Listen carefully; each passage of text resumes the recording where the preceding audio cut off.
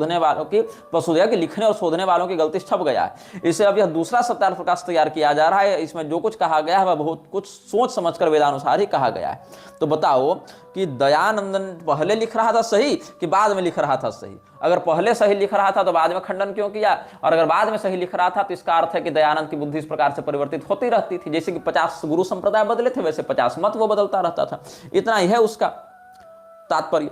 और ये जितने लोग कर्मणा वर्ण व्यवस्था बना रहे उसमें एक भी व्यक्ति शूद्र नहीं बना रहा। यहां आर्य समाज ने आज इतने कर्मणा शूद्र बनाए नहीं, आर्य समाज ने इतने कर्मणा क्षत्रिय बनाकर प्रजा की रक्षा करवाई नहीं, आर्य समाज ने या इस्कॉन ने इतने कर्मणा वैश्य बनाए नहीं। सबको बनाना है कर्मणा ब्राह्मण ही इन लोगों के लिए। लेकिन ये बताओ कि जिस समय ब्राह्मणों का नरसंहार किया जा रहा था उस समय कितने कर्मणा ब्राह्मण खड़े हुए थे जी कि हम कर्मणा ब्राह्मण हैं? कैसे कहोगे? जब कहा जा रहा था कि ब्राह्मणों का खून विदेशी है, ये लोग भाग जाओ इस देश को छोड़कर, ब्राह्मणों वापस जाओ, ऐसे जब नारे लगाए जा रहे थे तो कितने कर्मणा ब्राह्मण खड़े होकर सामने आए थे? नहीं आते हैं। तभी लोग मरने कटने के लिए यही सब जो जन्मना ब्राह्मण है वही सब आगे आते हैं। जब शोषण का आरोप लगता है और हम लोगों को लज्जित करने के लिए झूठे आरोप लगाए जाते हैं, इतिहास को विकृत करके प्रस्तुत किया जाता है, तब कितने कर्मणा ब्राह्मण सामने खड़े होते हैं? तब कोई खड़ा नहीं होता है। तब अगर ब्राह्मण ने सारी गलतियां की हैं तब वो हो जाएगा क्या कि जन्मना ब्राह्मण ही कर रहा है, तब ब्राह्मण तो जन्मना हो जाएगा।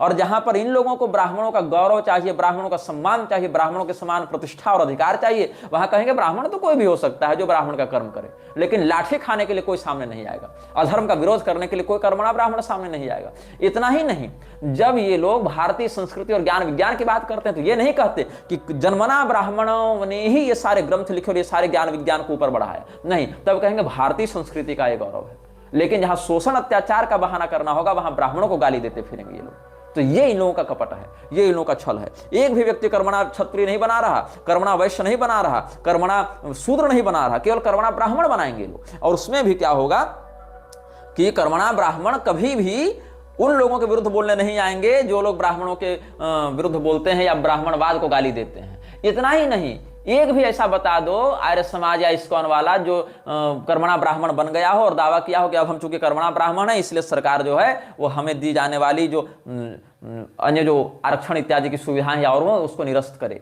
नहीं मिलेंगे। तो ये लोग जो हैं आर्य स्वयं को कहते हैं, लेकिन ये सारे के सारे आर्यत्व से रहित धूर्त हैं जो कि मृच्छराज की ही बात को आगे प्रसारित करने के लिए तैयार हैं, तत्पर हैं। और ये इनके प्रकार एक व्यक्ति को ही सनातन धर्म के सर्वज्ञ महर्षि के रूप में स्थापित करने के लिए तत्पर हैं। तो हमने ये सब बातें कुछ आपको इसलिए समझाएं ताकि आप लोगों के मन का ये भ्रम दूर हो कि ये लोग सनातन धर्म का कल्याण कर रहे हैं और सनातन धर्म के हितों के लिए कार्य कर रहे हैं। ऐसा कुछ भी नहीं है। आगे के अनुभागों में हम आपको इन सभी विषयों में बताएंगे।